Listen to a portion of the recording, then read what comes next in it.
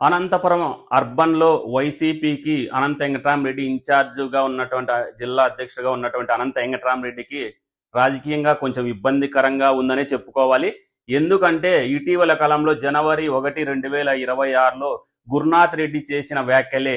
ఆయన ఏం చేశాడంటే 2029 ఎలక్షన్లకు మా ఫ్యామిలీ ఖచ్చితంగా అనంతపురంలో పోటీ చేస్తదని, అలాగే మా ఫ్యామిలీ ప్రత్యక్ష రాజకీయాల్లో ఉంటుందని ఆయన కుండ బద్దలు కొట్టినట్టు చెప్పాడు.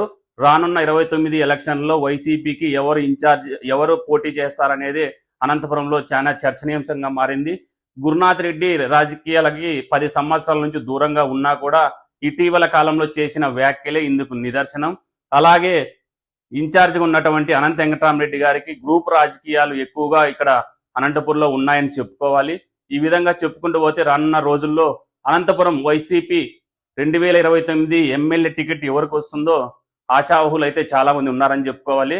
రానున్న కాలంలో ఏం జరుగుతుందో చూద్దాం. ఈ వీడియో ఫుల్ డీటెయిల్స్ కావాలనుకుంటే ఆంధ్ర విజన్ ఛానల్కి వెళ్ళి చూడండి, లేదా కింద డిస్క్రిప్షన్లో ఉంటుంది, ఒకసారి వెళ్ళి చూడండి. Thank you.